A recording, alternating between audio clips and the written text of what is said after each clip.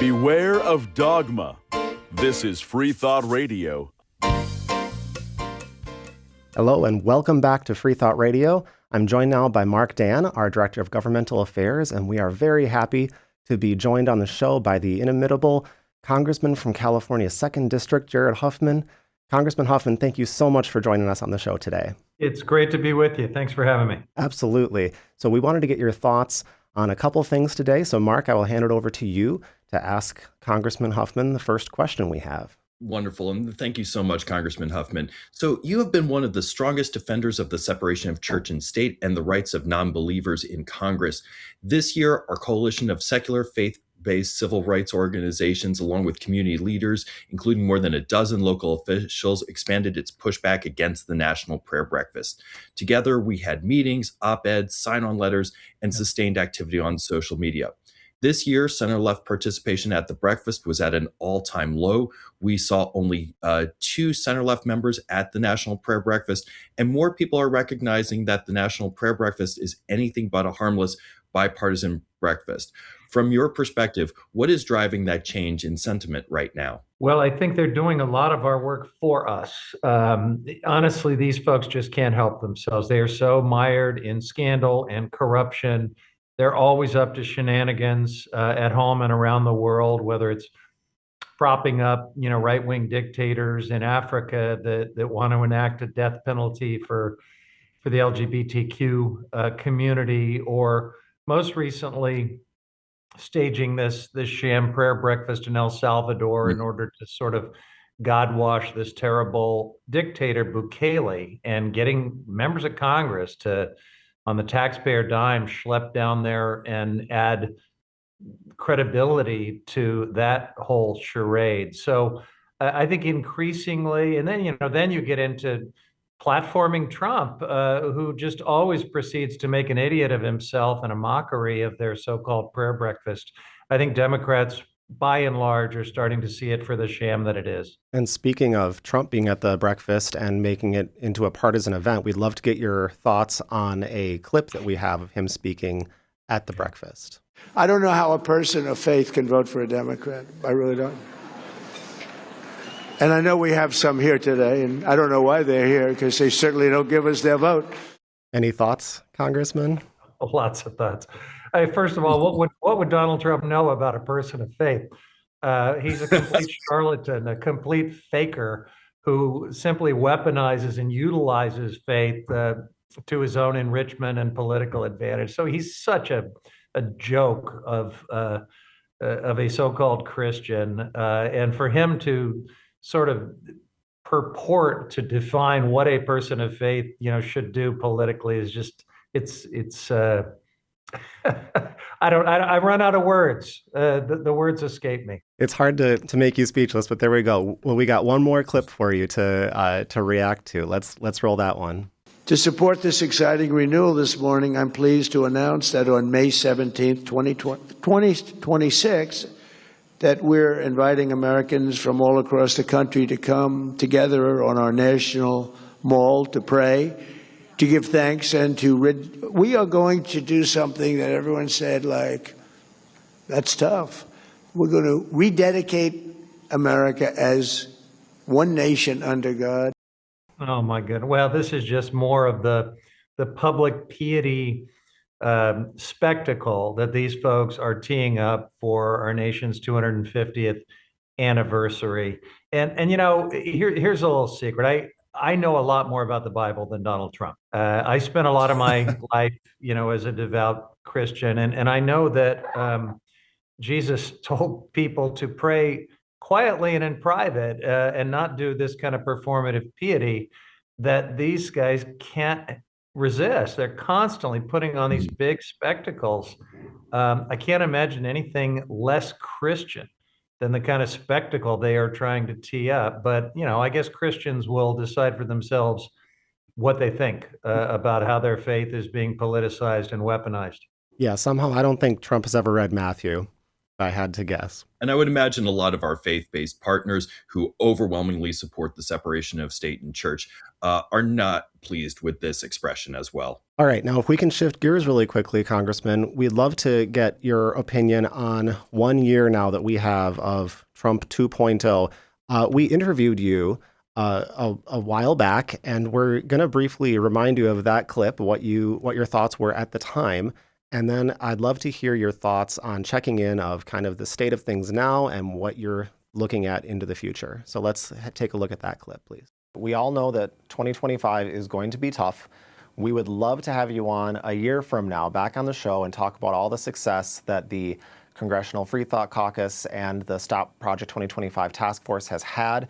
What would that success look for you? What do you hope to achieve? Yeah, well, it starts with being able to join you in a conversation where we freely share our thoughts, where I'm not, strung up by some tribunal somewhere as part of the retribution agenda. So how do you think we are doing after 1 year, Congressman? Well, that's a low bar. I'm not strung up on a wall somewhere and at the receiving end of a tribunal. So that's great. I'm glad we passed that test. There are other sort of metrics that I think we talked about a year ago where the results have been a little more mixed. All right, and we are talking with Representative Jared Huffman about this year's National Prayer Breakfast and Trump's first year of his second term.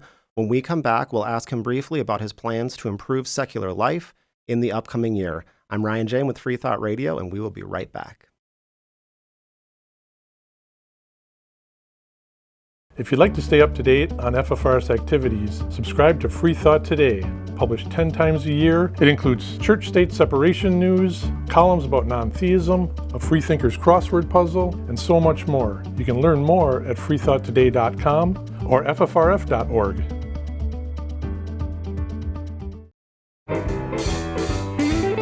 As Mark Twain said, faith is believing what you know ain't so. This is Free Thought Radio.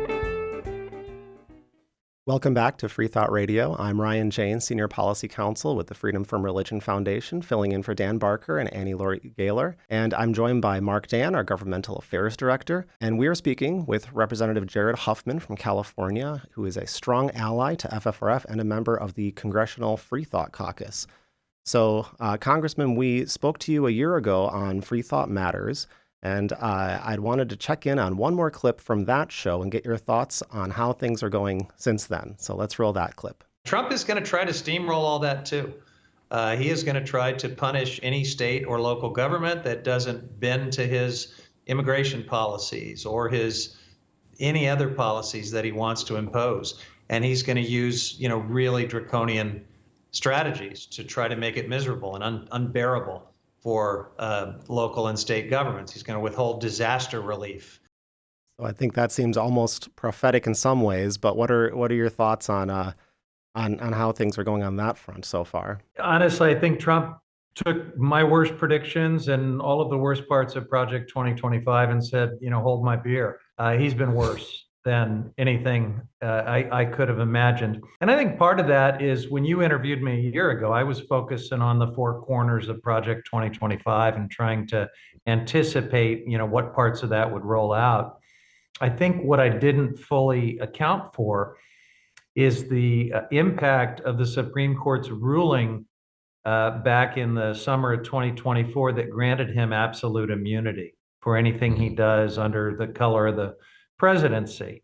And that's really been what took away any semblance of guardrails, any norms, and fully unleashed the worst impulses of Donald Trump. And that I think, has made Stephen Miller and Donald Trump just a lot worse than anything we could have imagined. What a terrifying place to be in. I agree. And having them just unshackled from any legal accountability, even a year ago, that's worse than I think we were even imagining at the time.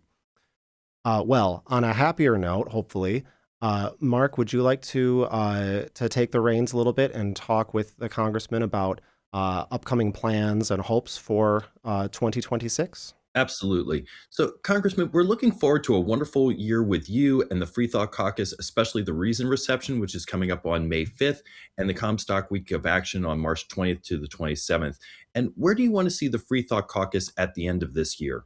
This has been a year of real growth for the Freethought Caucus. It is exciting. We, first of all, numerically have passed the House Freedom Caucus. We're now up to 33 members in the Freethought Caucus, and it continues to be a really diverse look at members of Congress that reflect our country. If you remove the Freethought Caucus, you're left with kind of a white Christian monolith, which is what most of Congress looks like. The Republicans, my goodness, 99% Christian, and only in the House one Orthodox Jew, who is one of the most extreme members of Congress. And, we could spend a whole podcast talking about the kind of hatefulness and extremism that he traffics in order to fit in with that crowd. But over here within the Democratic caucus, we have this cohort of the Freethought Caucus that includes, yeah, sure, we've got Christians, we've got Jews, we've got a Buddhist, we've got Muslims,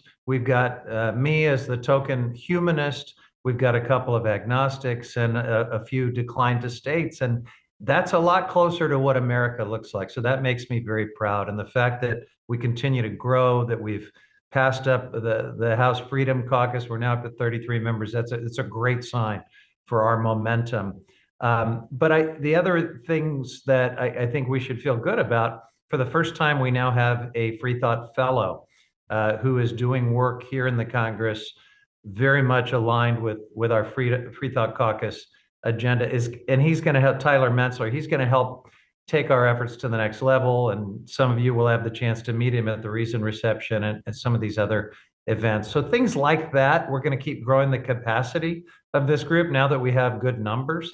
And we're going to continue to engage where it matters most, supporting legislation that is good policy, that is based on facts and reason and science, and that pushes back against theocracy. We're going to continue filing amicus briefs and doing every other type of advocacy to defend the wall of separation between church and state. That is fantastic. And we're going to be there every step with you and helping in any way we possibly can.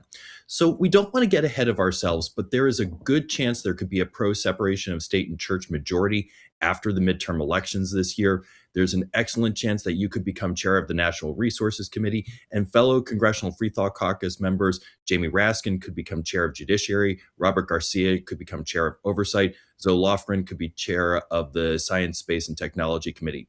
So how do you think the committee, that kind of committee leadership could change how Congress upholds the separation of church and state, enforces constitutional boundaries, and resets norms that have been eroded over the past decade with that really impressive cohort in the Freethought Caucus? Pretty great to have all of those gavels potentially in the hands of free thinkers. And I think, you're going to get what you would like to get. You're going to get science-based, fact-based, values-based leadership that is not, some sort of hidden agenda to advance theocracy and Christian nationalism.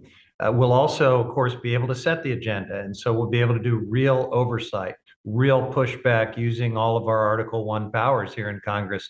That's maybe the most surprising and disgusting thing about this Congress, the way it has completely surrendered its Article 1 powers, as if we were sort of the Russian Duma instead of what was always supposed to be the most powerful branch of our government, the one that is directly accountable to the voters, in my case, in the House, every 2 years.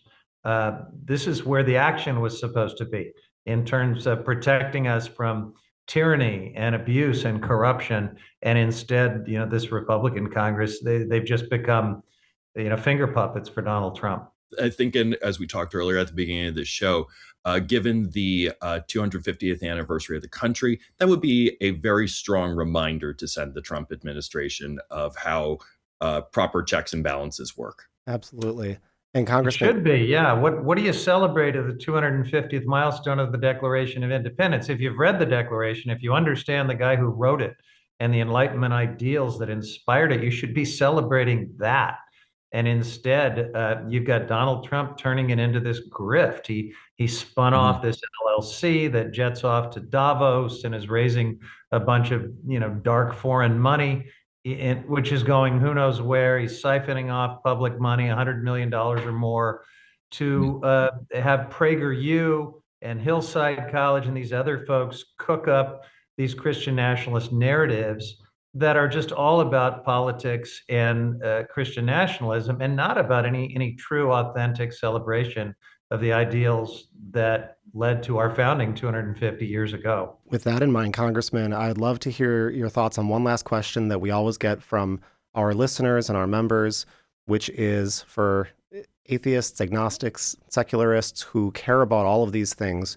What should they be focused on? What should they be doing right now? How can they go about trying to turn a corner in our country around the 250th anniversary to make sure that things go in a better direction? Pushing back on the bullshit Christian nationalist narrative that you are going to see promoted, unfortunately, with your tax dollars, but also with a whole bunch of money from Saudi wealth funds and others who are financing Trump's shady LLC.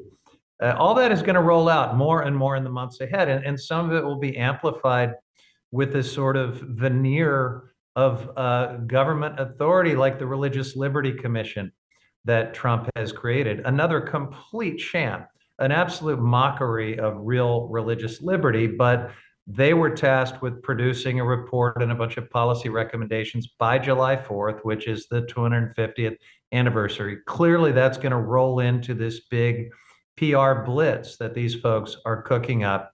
And they're going to attempt to sell the country on this notion that we were always supposed to be essentially a Christian theocracy, and that it's okay to just disregard church-state separation and bring that agenda, in a full-throated way right into our government institutions and into our public policy. It's going to be very aggressive.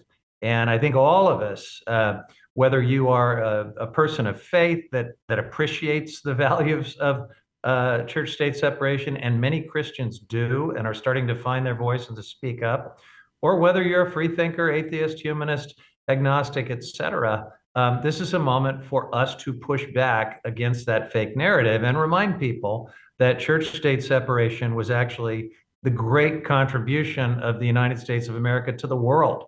We were the first country, when we set out on this journey 250 years ago, to codify these Enlightenment ideals where our rights don't come from a king who claims authority through the divine right of kings, through a biblical source of authority, but instead our rights are inherent as human beings, and that we have the right to believe and think for ourselves. That was so revolutionary, and that's what we really should be, I think, celebrating and reaffirming 250 years into this journey. Well, thank you so much, Congressman, for that positive and hopeful note.